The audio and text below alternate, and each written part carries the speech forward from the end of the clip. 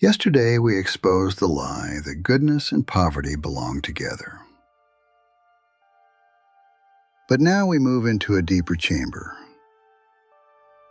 Because even after guilt begins to loosen, even after the old religious spell starts to break, many people still do not cross into the life they say they want. Why? Because the problem is not always that success is far away. Sometimes the problem is that success is too close, and something inside you does not know how to let it in. What if you are not only afraid of failure? What if you are afraid of success? Not consciously. Not in the way people say it in shallow motivational language. You do want more. You do want peace. You do want money that stays. You do want expansion. You do want relief from pressure. But wanting something is not the same as feeling safe inside it. And that may be the hidden fracture. Because some people do not sabotage abundance because they hate abundance. They sabotage abundance because abundance would force them to cross a threshold their body still reads as dangerous. A threshold of visibility, a threshold of responsibility, a threshold of difference, a threshold of being misunderstood, a threshold of becoming someone their old world may no longer know how to hold. So tonight, we ask the uncomfortable question. What if success is a forbidden doorway in your nervous system? What if the very life you keep asking for is the life a hidden part of you still does not trust? Because if success was coded early as danger, then every open door may start activating more than desire. It may activate guilt. It may activate pressure. It may activate grief. It may activate the fear of being seen, envied, abandoned, attacked, separated, or expected to carry more than you know how to hold. And then what happens? Life begins opening. An opportunity arrives. Momentum appears. Money starts moving. Recognition approaches. And suddenly, for reasons you cannot fully explain, you delay. You disappear. You get tired. You create chaos. You pull back. You lose momentum right when things were about to change. Not because you are lazy, not because you do not deserve more, not because God is withholding, but because a hidden part of you may still believe that crossing the doorway of success will cost more than it gives. That is where we begin tonight. Not with money alone, not with strategy alone, but with the deeper question beneath both. What does success feel like inside your body? This sounds irrational at first, because most people assume the frightened state is failure. Failure hurts. Failure humiliates. Failure restricts. Failure disappoints. So why would success feel threatening? Because failure may be painful, but for many people it is familiar. And familiarity has a strange power. Even when it hurts, it can still feel safer than the unknown. A person can hate struggle and still know how to organize around it. They know who they are inside lack. They know how to think inside pressure. They know how to be loved inside smallness. They know how to belong while underachieving. But success? Success can threaten the entire emotional architecture. Because success changes relationship. It changes expectation. It changes identity. It changes visibility. It changes how others read you. It changes what you can no longer pretend not to know about yourself. Failure says, stay where the system recognizes you. Success says, become someone the old system may not know how to love in the same way. That is why success can feel like exile. Not because success is evil, but because success may require separation from the emotional contracts that once made your belonging possible. Maybe in your family, being smaller kept you safe. Maybe being humble meant being invisible. Maybe being loyal meant not surpassing anyone. Maybe being loved meant staying reachable, needed, apologetic, or financially similar to the people around you. If that is true, then success does not only look like gain. It looks like betrayal. Betrayal of the family script. Betrayal of the role. Betrayal of the version of you that knew how to survive by not becoming too much. And this is where self-sabotage becomes far more intelligent than people realize. Because sabotage is not always destruction. Sometimes sabotage is protection. Protection from envy. Protection from exposure. Protection from responsibility. Protection from grief.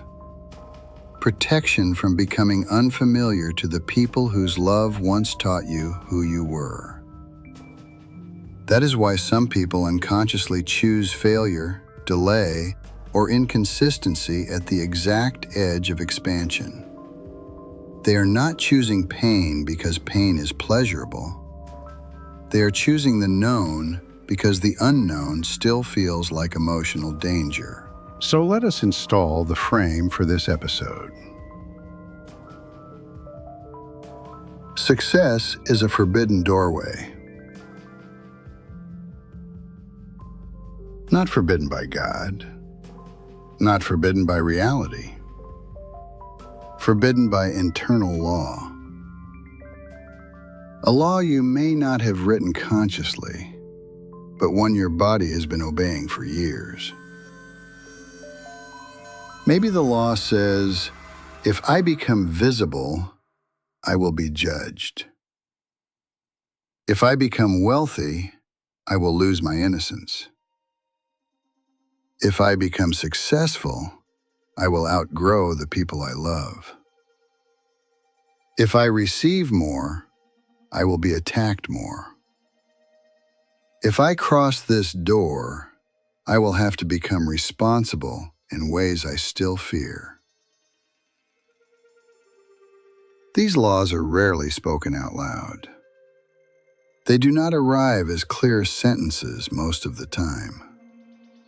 They arrive as contraction, a delay you cannot explain, a fatigue that appears at the edge of momentum, a conflict that erupts as soon as life starts moving, a purchase, distraction, emotional crash, or disappearance that pulls you out of the very future you asked for. And then, because the mechanism is unconscious, you misread the pattern. You say, I just need more discipline. I'm inconsistent. I always ruin things. I don't know why I do this. But beneath that may be a truer sentence. Success still feels dangerous in my system. That is not weakness. it is information. Because once the doorway is named, the pattern can no longer hide behind laziness, confusion, or shame. And once the pattern is visible, you are no longer only dealing with failure. You are dealing with a threshold. A threshold between the life you keep imagining and the self that must feel safe enough to enter it. That is what we open tonight. Not with force, not with fantasy, but with truth. Because the door may not be locked from the outside. It may be guarded by the part of you that still believes, if I cross, I will lose something I do not yet know how to lose. And if that is true, then your work is not only to desire success harder. Your work is to understand what success has been symbolizing in your inner world all along.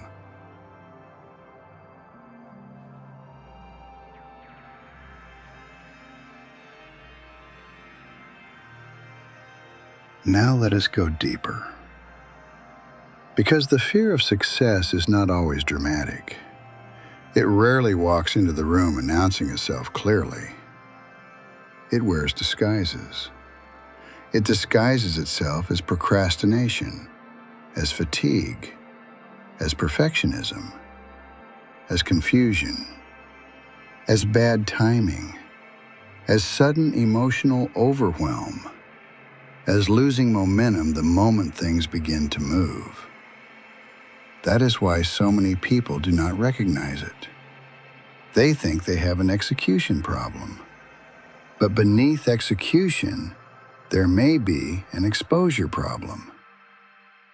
Because success exposes. It exposes your capacity. It exposes your identity. It exposes your willingness to be seen. It exposes the internal agreements you can no longer hide behind once life begins working. So let me show you some of the most common hidden forms this fear takes. Some people are not afraid of money itself. They are afraid of the visibility that money creates. Because visibility can mean scrutiny. It can mean projection. It can mean envy. It can mean becoming a target. If you grew up in an environment where being noticed brought criticism, danger, comparison, or punishment, then success may feel less like freedom and more like exposure. And the system remembers that. So what happens? You say you want a bigger life, but unconsciously avoid the level of visibility that bigger life would bring. You stay just small enough to avoid the full light. Not because you do not want the result, because the result seems fused with being watched. This one is deeper than most people realize. For some people, success feels like separation. Not abstract separation, human separation, relational separation, family separation. Because if you become too different, too stable, too prosperous, too clear, too disciplined, you may no longer fit the emotional world that raised you. And belonging is powerful, sometimes more powerful than ambition. So a hidden part of you may still believe, if I rise, I leave. If I succeed, I become foreign. If I cross the threshold, I may not be held the same way. That belief can quietly cap a life for years. Because people do not only protect themselves from pain, they also protect themselves from exile. Now let us name one that hides behind spiritual language all the time. Some people say they want abundance, but what they actually want is relief. And success is not only relief. Success is also responsibility. More to manage, more to hold, more to steward, more to decide, more to sustain. If your system still links responsibility with pressure, collapse, or impossible expectation, then success does not feel like peace. It feels like burden in disguise. And then self-sabotage becomes strangely logical. Why let more in if more means more weight? This one lives in many bloodlines. Sometimes people are taught, directly or indirectly, that standing out is dangerous. That if you shine too much, others will resent you. If you prosper too much, people will turn on you. If you become too beautiful, too wealthy, too successful, too calm, someone will try to take it, judge it, or poison it. When that fear lives in the system, success becomes socially threatening. So the person unconsciously chooses partial expansion. Enough to dream, not enough to trigger attack.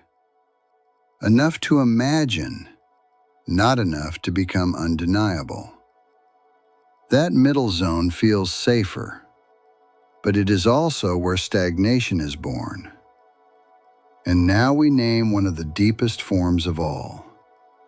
Some people are not only attached to their pain, they are organized by it. The struggler, the misunderstood one, the overlooked one, the one who tries but never quite gets there. These identities may hurt, but they are still identities. And if success arrives, those identities begin to dissolve. That can feel disorienting, even grief-like. Because who are you if you are no longer the one who almost made it? Who are you if life finally starts working? Who are you if your pain can no longer explain your limits? That is why success can feel like death to an old self. And many people pull back not from the future itself, but from the identity funeral success would require. Now let us bring this into the body. Because if success fear is real, it does not live only in thought. It lives in reaction. The chest tightens, the breath shortens, the mind floods, the energy drops, the focus scatters, the timing gets strange. And suddenly, a person starts acting unlike the self they imagined they would be when the door finally opened. They thought success would make them feel powerful. But when success gets close, they feel fragile. They thought opportunity would make them move. But opportunity makes them hesitate. They thought more money would feel safe. But more money makes the body brace. This matters because the body does not respond to abstract ideals. It responds to encoded meaning. If success was encoded as pressure, exposure, betrayal, danger, abandonment, attack, unbearable expectation, then the body may react to expansion the same way it once reacted to threat. Not because abundance is dangerous, because the internal translation is still distorted. That is why a person can pray for more and then panic when more begins to arrive. Not because their prayer was false, because another layer of self was never brought into agreement with what they were asking for. And this is where the work becomes honest. Not, how do I force myself into success, but what has success meant inside me all these years? Because that answer changes everything. If success has meant guilt, you will shrink. If success has meant abandonment, you will stall. If success has meant attack, you will hide. If success has meant impossible responsibility, you will delay. And if success has meant becoming someone the old self no longer recognizes, you may unconsciously choose pain over transformation, simply because pain still feels more familiar than rebirth. That is not a moral failure. It is a threshold problem. And thresholds must be crossed with understanding, not just force. Now let us go even deeper. Because once you understand that success can feel dangerous, the next question becomes unavoidable. Dangerous in what way? Because success does not carry the same meaning for every person. For one person, success may symbolize attack. For another, it may symbolize separation. For another, it may symbolize guilt. For another, it may symbolize unbearable expectation, pressure, or the death of a familiar self. That is why one of the biggest mistakes people make is treating self-sabotage like a personality flaw. Because what looks like laziness may actually be symbolic avoidance. Avoidance of what success has come to mean. Not success in the abstract. Your success, your visibility, your expansion, your money staying, your identity changing. So now I want to show you some of the deeper symbolic patterns success may be carrying inside the nervous system. Pattern 1. Success as betrayal. For many people, success does not feel like freedom at first. It feels like betrayal. Betrayal of the family rhythm. Betrayal of the emotional class you came from. Betrayal of the people who normalized struggle and learned to love you there. If your belonging was built inside sameness, then difference may feel dangerous. And success creates difference. Difference in income, difference in discipline, difference in stability, difference in possibility, difference in what you can tolerate, imagine, and receive. And that difference can awaken guilt. Not because you are doing something wrong, but because a hidden part of you may still believe that staying equal is the price of staying loved. In that case, success becomes emotionally charged. Not because success is wrong, but because it threatens the old agreement that said, if I stay where you are, I stay connected. That belief can quietly organize an entire life. Pattern 2. Success as exposure. Now let us name another one. Some people are not only afraid of being seen by others, they are afraid of being seen by themselves. Because success removes some of the old excuses. When the door was closed, you could still say, "It just hasn't happened yet. I haven't had the chance. I would if life allowed me." But if success starts opening, then something else comes into view. Your real capacity, your real desire, your real fear, your real level of self-responsibility. And that exposure can feel intense.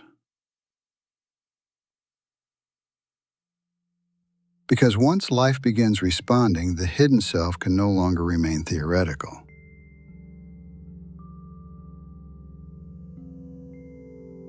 Now it must step into embodiment. And embodiment is where many people flinch. Because it is easier to dream about a life than to become the one who must live it. Pattern 3. Success as permission to outgrow pain. This pattern is profound. Some people have spent so many years organizing around pain that pain has become the structure of selfhood. Pain explains their limits. Pain explains their caution. Pain explains why life could not fully open. And if success comes, then something destabilizing happens. Pain is no longer needed as the central explanation. That can feel liberating, but it can also feel terrifying. Because then a person must ask, who am I when I am no longer being defined by what hurt me? Who am I when I am no longer proving my depth through struggle?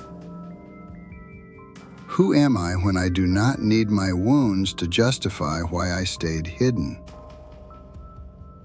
For some people, success feels like permission to outgrow pain, and that permission activates grief. Because even pain, when it has shaped identity long enough, becomes intimate. Pattern 4. Success as unbearable responsibility. Now let us go into another layer. Sometimes success does not feel dangerous because of visibility or betrayal. Sometimes it feels dangerous because it feels permanent. Because when life finally opens, a person may think, what if I cannot maintain this? What if I lose it? What if I rise and then fail publicly? What if more is not relief, but more pressure to sustain, perform, deliver, and never fall again? That fear can make success feel heavier than failure. Failure hurts, but failure can feel temporary, familiar, even explainable. Success introduces stewardship, and stewardship demands presence. If your system still associates sustained presence with exhaustion, disappointment, or collapse, then success may feel like walking into an invisible workload your body already distrusts. Pattern 5. Success as loss of the old self. And now we arrive at one of the deepest truths in this episode. Success is not only addition, it is subtraction. It adds money, possibility, access, visibility, or expansion, but it also subtracts identities. The one who hid, the one who almost, the one who apologized for wanting more, the one who stayed half-expressed to keep the environment comfortable. And that subtraction can feel like dying. Not literal death, identity death, role death, emotional contract death. If the old self still believes it is needed for survival, then success will be resisted like extinction. That is why a person can pray for expansion with one layer of self, while another layer quietly whispers, "If this works, I disappear."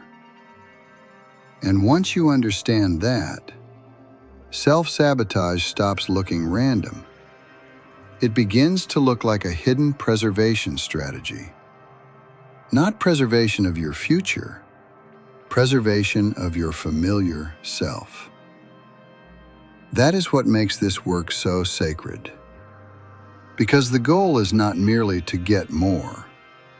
The goal is to become safe enough, true enough, and present enough to survive becoming more.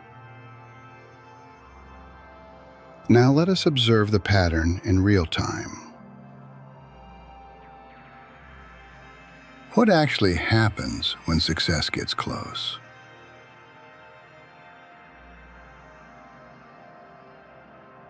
The message arrives.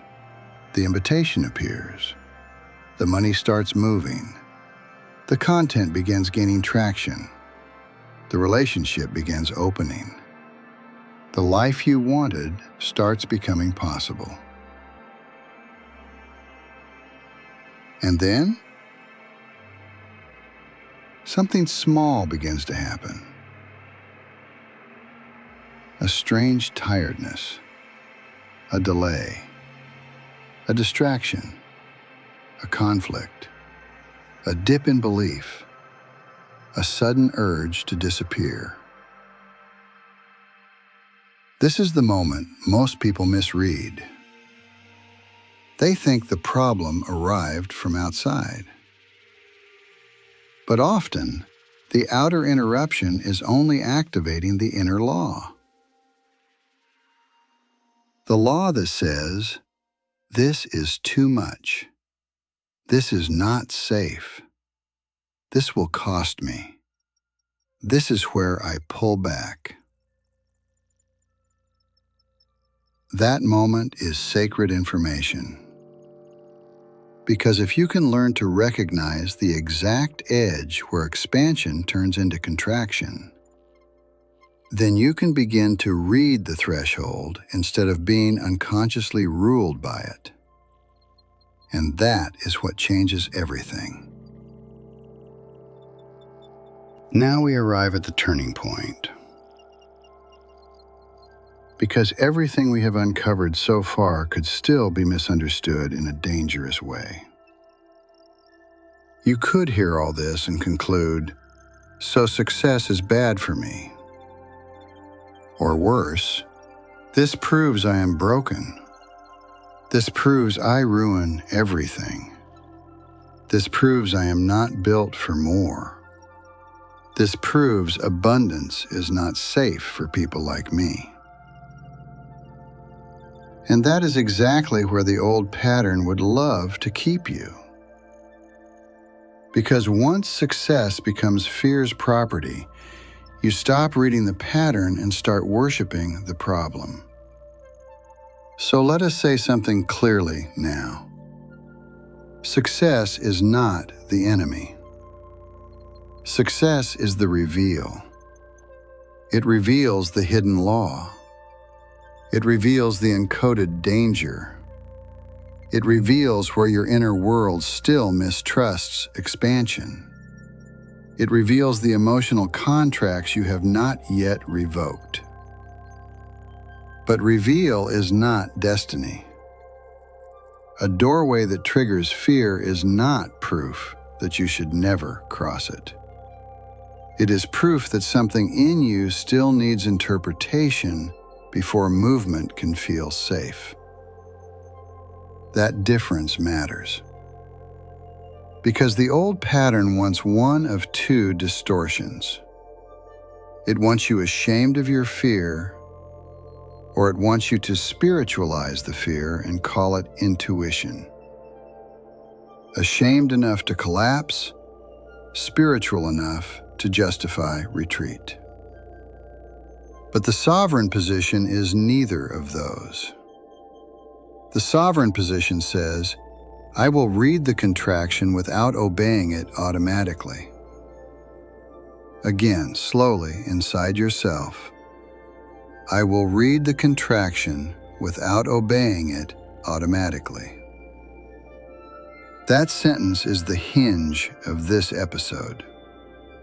Because many people, when life starts opening, do one of two things. They obey the contraction immediately. They disappear, delay, distract, numb, or sabotage before the expansion becomes real enough to change identity. Or they shame the contraction. They attack themselves for hesitating, which only fuses success with even more pressure. But reading without obeying is different. It means you notice the body pulling back without assuming the pullback is truth. It means you honor the signal without surrendering your future to it. It means you stop treating fear like final authority. Now let us go one layer deeper into why this matters so much.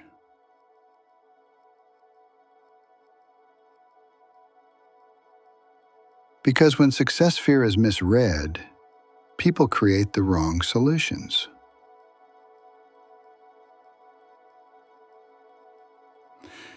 If you misread it as laziness, you attack yourself. If you misread it as lack of discipline, you apply force without understanding. If you misread it as God closing the door, you sanctify avoidance. And in all three cases, the threshold remains intact.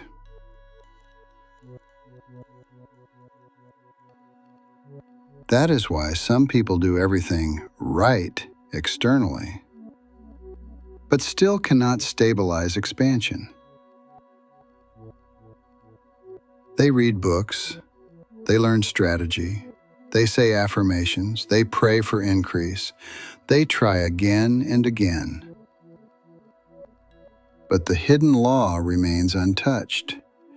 If I become more, something costly happens. That hidden law is expensive, not only financially, emotionally, relationally, creatively, spiritually. Because success fear rarely stays inside money alone. It touches love, it touches work, it touches leadership, it touches art, it touches voice. It touches the ability to remain visible long enough for life to fully meet you. That is one of the deepest costs. Not just opportunities missed, but self-trust eroded. The moment a person repeatedly watches themselves pull back from the very life they desire, something painful begins to happen. They start distrusting their own desire. They start doubting their own seriousness. They start wondering whether they even really want what they keep praying for. And over time, the dream becomes contaminated. Not because the dream was false, because the threshold was never understood. This is why the turning point cannot be push harder. It has to become interpret more truthfully. Because a threshold that is interpreted can be crossed. A threshold that is only feared will rule you. So now we establish the new position. Not shame, not collapse, not blind force, not retreat disguised as wisdom.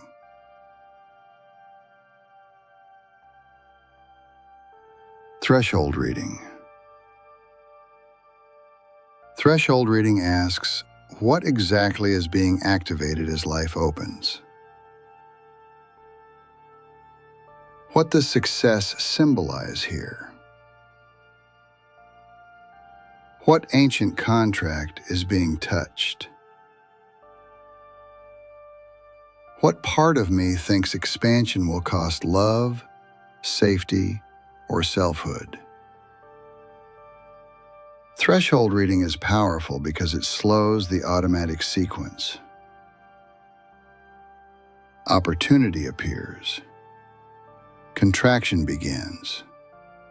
Old pattern activates. But now, instead of obeying, you observe. You say, "This is the edge." Again, this is the edge.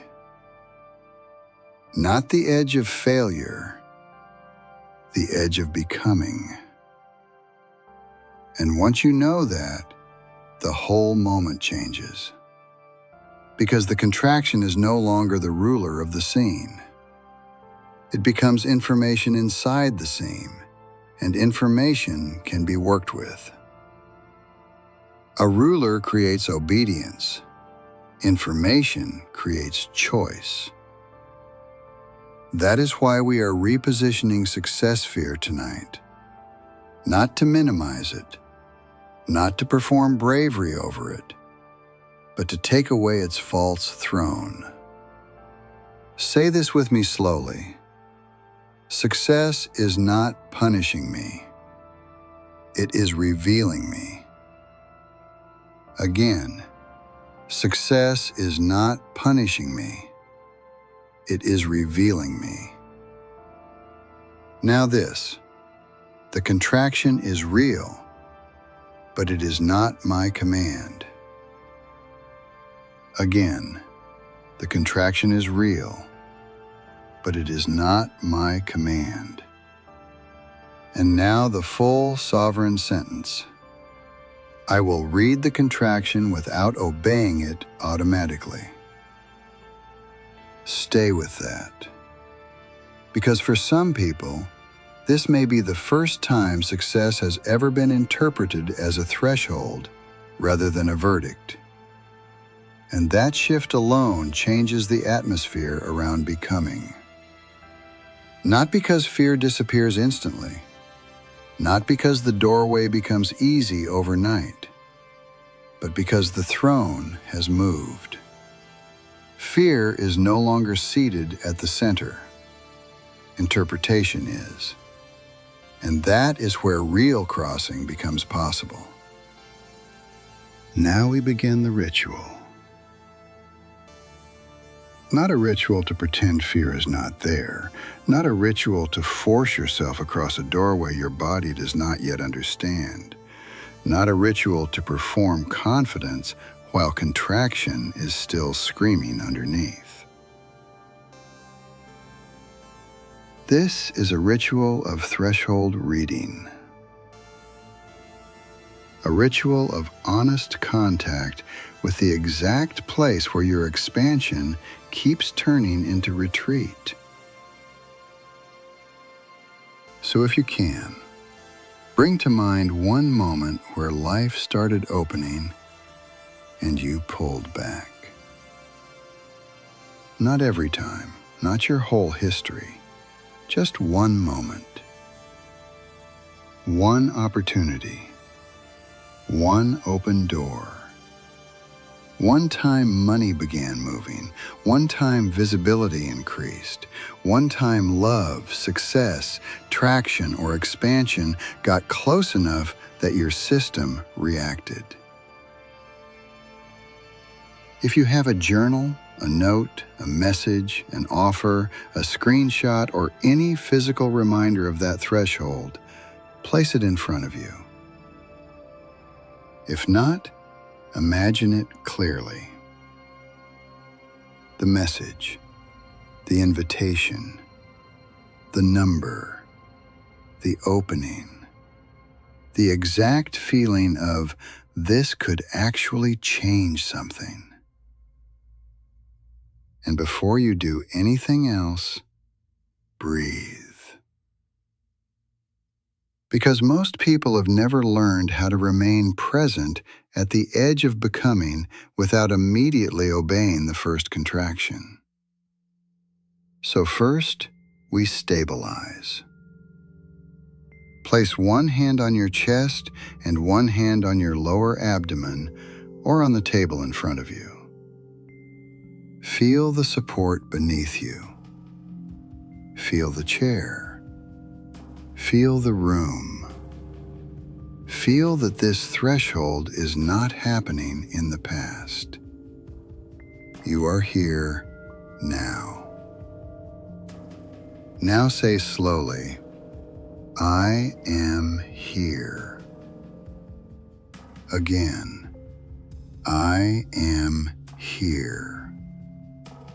And once more, I am here. That sentence matters. Because when success gets close, many people are not reacting only to the present moment. They are reacting to old encoded meanings that rush into the doorway before they do. So the ritual begins with return. Return to the body. Return to the breath. Return to the reality that this moment can be observed without being surrendered to. Step 1. Name the first contraction. Now bring that moment fully into view and ask, what was the first contraction? Not the story, not the explanation, not the strategy you should have used. The contraction. Was it fear? Guilt? Pressure? Confusion? Sudden tiredness? The urge to hide? The urge to delay? The feeling of too much? Choose the first real one. Not the most polished one, not the most spiritual one. The first true contraction. Now say it out loud. Just the contraction. Because when contraction remains unnamed, it rules the threshold from the shadows. But when contraction is named, the scene begins to separate. This is the opportunity. This is the contraction. These are not the same thing. Step 2. Ask the threshold question. Now ask, what did this success seem to threaten? Stay quiet after you ask. Do not force the answer. Do not reach for something dramatic. Do not perform insight. Just listen. Maybe it threatened belonging. Maybe it threatened your old identity. Maybe it threatened the role your family knows how to love. Maybe it threatened your invisibility. Maybe it threatened the right to remain unformed, half-ready, or undefined. Maybe it seemed to threaten love, safety, sameness, innocence, relief from responsibility. Let the answer arrive honestly. The point is not perfection. The point is contact precise enough to interrupt unconscious obedience. Step 3. Separate the doorway from the danger. Now look again at the threshold in your mind and say, this doorway is real, but the danger may be interpreted, not absolute. Again, this doorway is real, but the danger may be interpreted, not absolute. And again, with more gravity, this doorway is real, but the danger may be interpreted, not absolute. Let that land. Because many people do not only fear success, they fear what success has been made to mean. That it will isolate them, that it will expose them, that it will force them to become unbearable to others, that it will demand more than they can hold. But the ritual interrupts the fusion. The opportunity is real, the threshold is real, the contraction is real. But the meaning attached to the doorway may be inherited, distorted, incomplete, or outdated. Step 4. The sovereign threshold sentence. Now we move to the core sentence of the ritual. Keep the moment in view and say, I will read the contraction without obeying it automatically.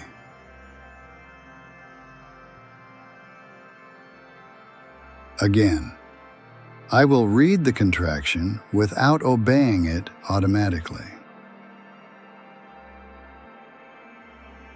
And once more, I will read the contraction without obeying it automatically.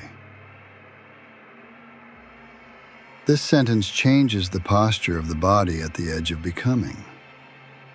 It tells fear, you may be present, but you are no longer the command center. It tells the threshold, I am willing to interpret you instead of collapsing before you. It tells the future self, I am not disappearing this time without first seeing what is happening. Step 5. What does crossing require now? Now ask one final question. What would crossing require from me now? Not forever, now. Maybe it requires staying visible 5 minutes longer. Maybe it requires answering the message. Maybe it requires not sabotaging the momentum tonight. Maybe it requires telling the truth. Maybe it requires allowing your body to stay with the opening without dramatizing it into catastrophe. This matters because many people imagine crossing as something huge and overwhelming. But often the threshold opens through one real act of non-retreat.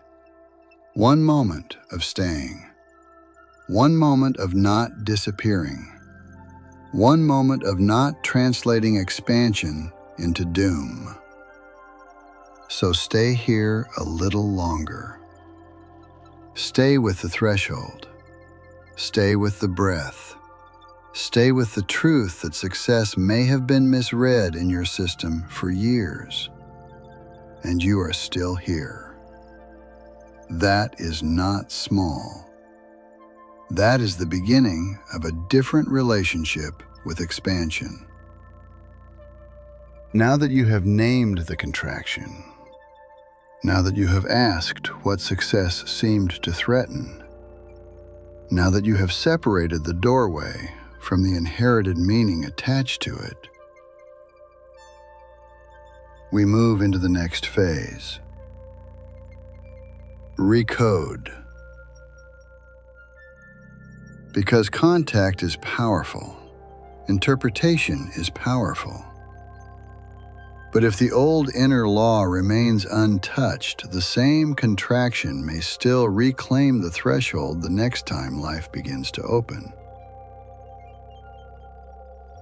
That is why we do not stop at reading. We install a new relationship with expansion. Not false confidence, not spiritual theater, not I am fearless when the body is still bracing. Truth. truth without automatic obedience to fear. So stay with the doorway. Stay with the memory of the opening. Stay with the breath. And say this slowly. My contraction is real, but it is not my authority. Again, my contraction is real, but it is not my authority. And once more, with more contact in the body, my contraction is real, but it is not my authority. That sentence matters because many people have unknowingly made contraction the ruler of expansion. Contraction decides when to move. Contraction decides when to hide. Contraction decides when to disappear. Contraction decides when to retreat, delay, or sabotage the doorway before it changes anything real. But once contraction is no longer the authority, something else can enter.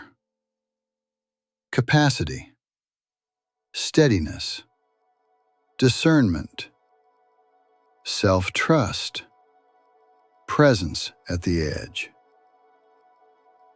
Now say this: the doorway is information. It is not a sentence against my safety. Again, the doorway is information. It is not a sentence against my safety. Stay there. Because for many people, openings have been emotionally fused with danger for so long that this sentence may feel almost unbelievable at first. That is okay. The purpose here is not instant perfection. The purpose is to begin teaching the system that expansion does not have to arrive as alarm. Now one more sentence. I can remain at the edge without abandoning myself. Again, I can remain at the edge without abandoning myself. And once more, slowly, I can remain at the edge without abandoning myself. This is one of the deepest repairs a person can begin making around success. Because for many people, the real wound is not only fear of more. It is the learned reflex of self-abandonment every time more begins to arrive. The moment life opens, they leave themselves. The moment visibility increases, they disconnect from themselves. The moment possibility becomes real, they surrender the room to the old law. So now the ritual interrupts that. Not by erasing the contraction, by restoring the self that must remain present in order to cross with consciousness. Now let us go one level deeper. Because fear around success is not sustained only by reactions. It is sustained by identity. I'm the one who almost. I always pull back. I never know how to stay with good things. I ruin momentum. I'm not built for that level of life. These are not harmless thoughts. They are identity agreements. And identity agreements organize behavior quietly. If you keep calling yourself inconsistent, you will start relating to steadiness as something foreign. If you keep calling yourself the one who always disappears, you will unconsciously rehearse disappearance as part of who you are. If you keep calling yourself not ready long enough, you will turn threshold fear into a permanent personality. And once threshold fear becomes personality, crossing feels like betrayal of self instead of maturation of self. That is why we replace the old success identity now. Not with a fake one, with a truer one. Look at the doorway and say, I am not the pattern I am interrupting. Again, I am not the pattern I am interrupting. Again, I am not the pattern I am interrupting. Now this. I am learning to hold expansion, visibility, and safety in the same body. Again, I am learning to hold expansion, visibility, and safety in the same body. This sentence matters because many people can hold one of these things, but not all three together. Some can hold visibility, but not safety. So success becomes agitation. Some can hold safety, but not expansion. So life remains small, but calm. Some can hold expansion, but not visibility. So they sabotage the moment others begin to see them. But wholeness requires integration, expansion, visibility, safety. Not as enemies, as one field. Now say this final line of recoding. I release inherited danger from the doorway of success. I choose conscious crossing. Again, I release inherited danger from the doorway of success. I choose conscious crossing. Do not rush past that, because inherited danger has kept many people smaller than their real life for years. Inherited danger hides behind wisdom. It hides behind caution. It hides behind timing. It hides behind, I'll do it later. But truth does something different. Truth names the threshold. Truth removes the false law. Truth makes the next act visible. And once the next act becomes visible, the doorway stops being myth. That is what we are doing here. Not worshiping the fear, not collapsing into the fear, not pretending the fear is not there. We are taking away its inherited throne. And in many lives, that is where real success begins to feel less like danger and more like capacity finally becoming believable. Now we integrate. Because a ritual can reveal the threshold. But integration is what teaches daily life how to stop obeying it.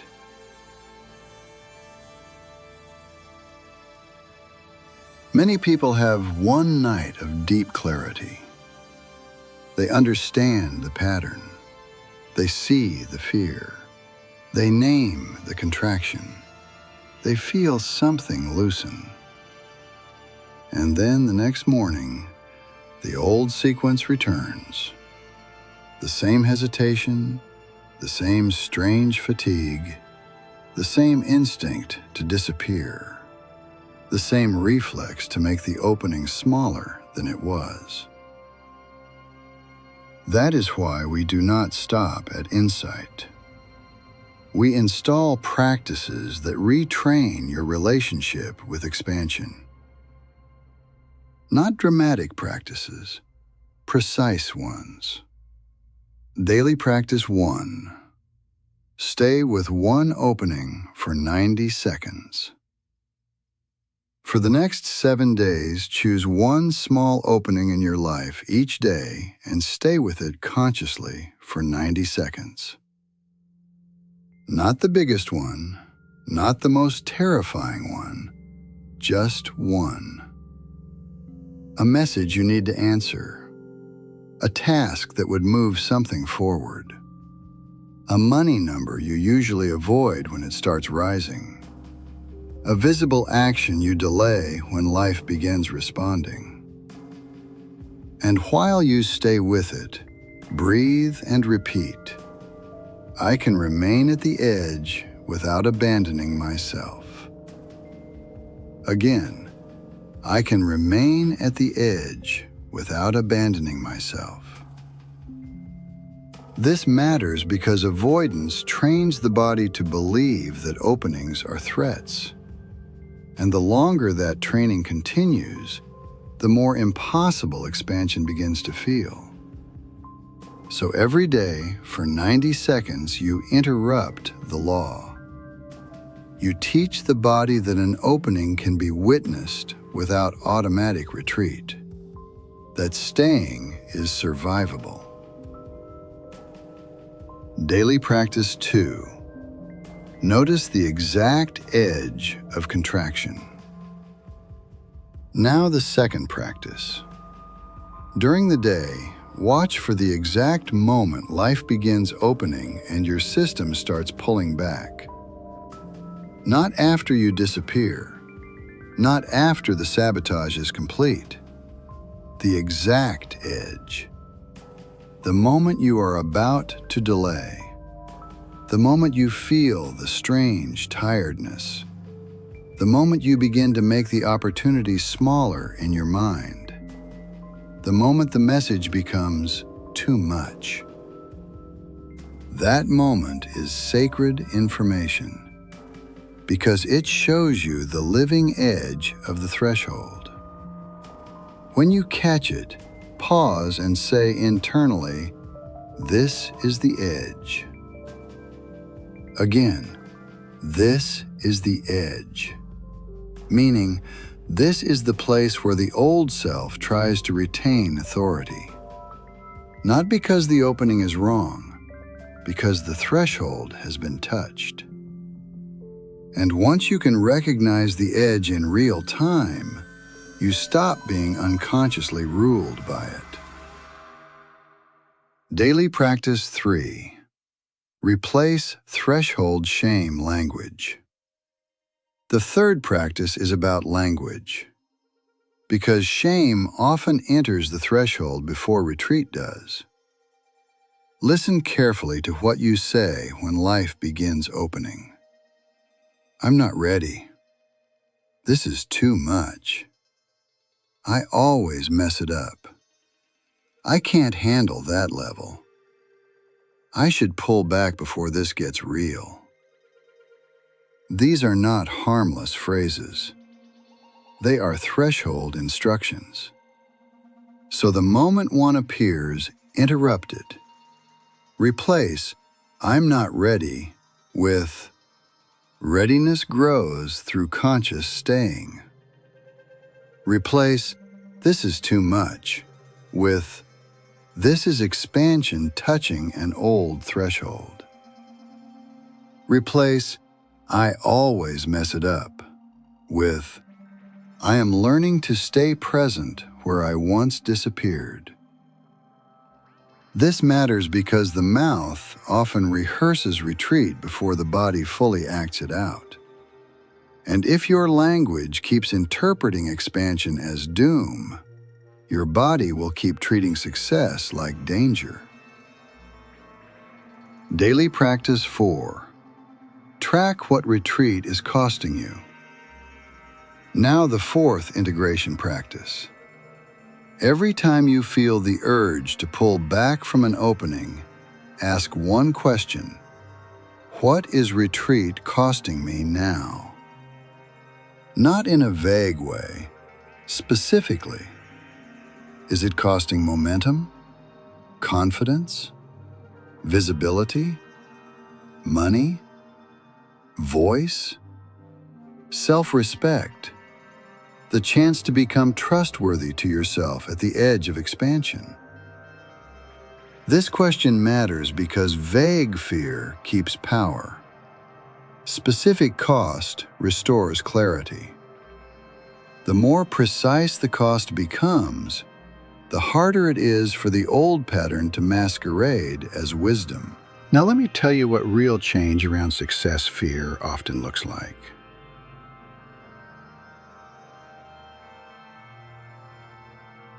Not instant fearlessness.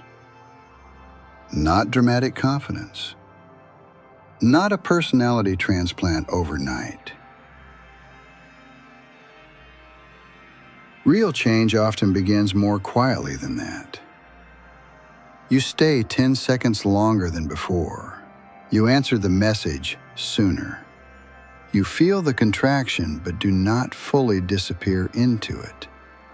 You let the opening remain real instead of minimizing it. That is not small. That is how a new relationship with success is built. A new relationship where expansion is not immediately mistranslated into danger. You will know the work is landing when success still activates something, but no longer has the power to fully remove you from yourself. When you stop needing retreat in order to regulate the doorway. When visibility no longer automatically means threat. When responsibility no longer feels identical to collapse. When the body begins to believe that more can be held without emotional exile. This is not just mindset. This is embodiment. Not that the doorway disappeared, not that the threshold became meaningless, but that the old authority lost its throne. And once that happens, the future begins to feel less like something you fantasize about and more like something you are finally learning how to survive, hold, and inhabit. Now let us close the circle. Because by this point, you may think this video is about ambition, or money, or visibility, or why people sabotage opportunity at the edge of change. And yes, it was about all of that, but only at the surface. What this video was really about was your relationship with becoming.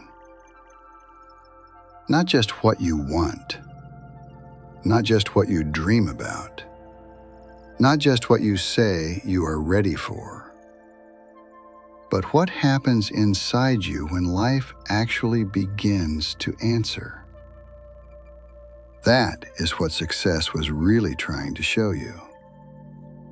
Not whether you are worthy, not whether you are talented, not whether more is possible for you, but whether your system still interprets expansion as danger.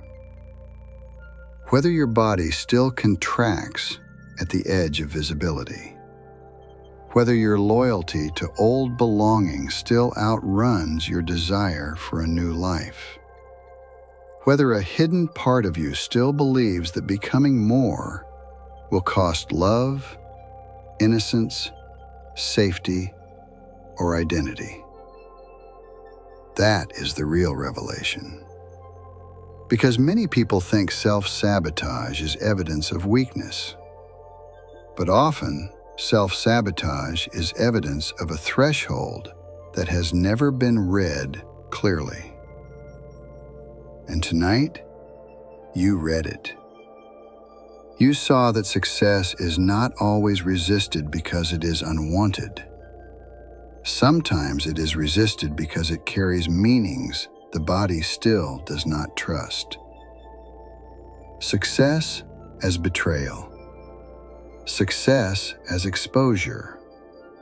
Success as unbearable responsibility. Success as the loss of the old self. So if you listened deeply tonight, then you did more than think about success. You confronted the internal law that may have been standing between you and the very life you pray for. An internal law that says, more is dangerous. Visibility is dangerous. Crossing will cost me too much. And now that law has been seen, and what has been seen can be interpreted. And what can be interpreted no longer rules from complete darkness. This is why tonight matters. Because from this point forward, every opening in your life becomes different. Not because fear will never appear again, but because fear is no longer the only voice in the room. Now there is interpretation. Now there is threshold reading.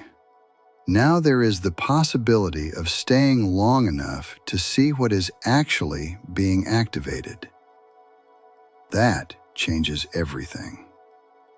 Because once success is no longer only a threat, it becomes a mirror.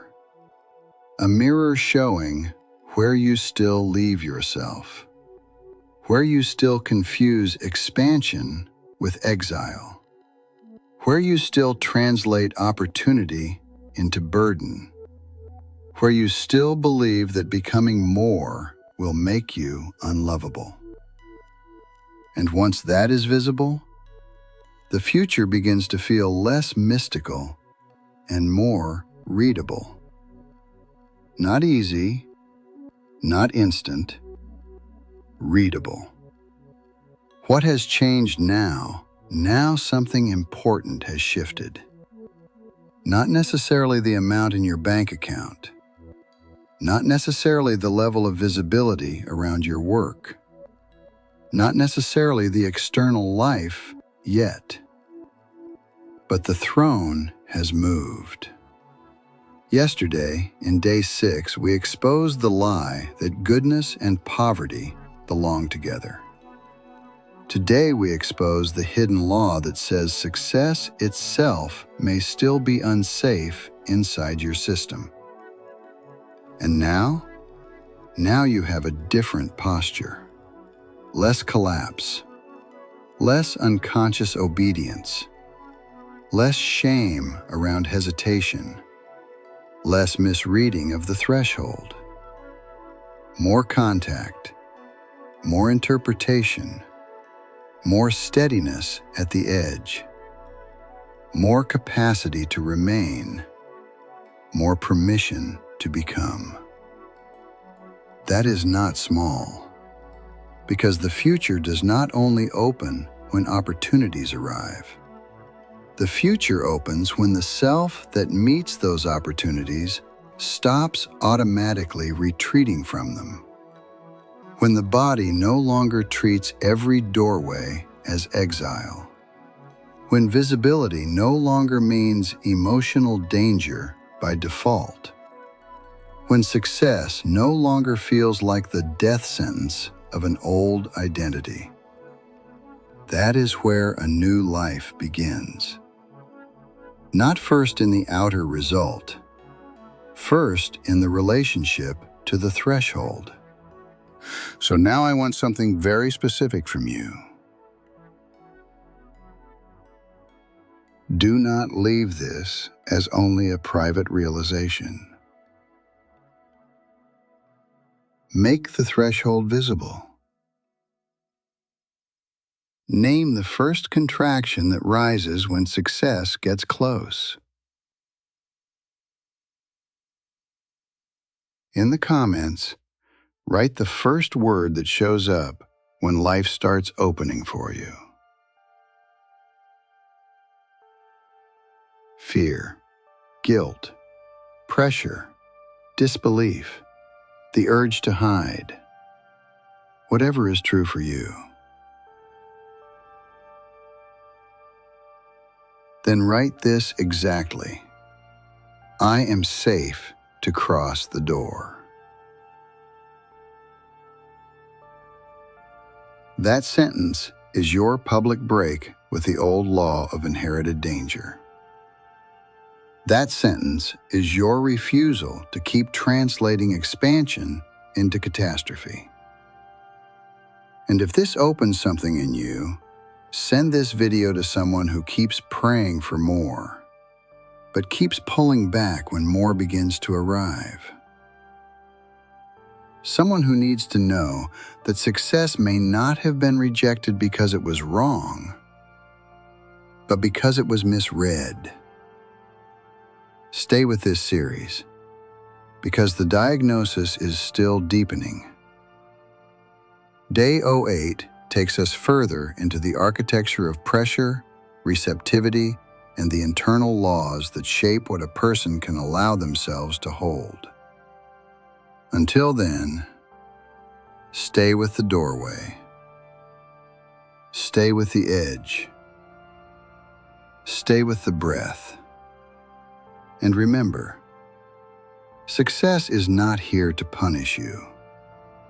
It is here to reveal the part of you that must become safe enough to remain. Read the threshold. Keep your place in the room.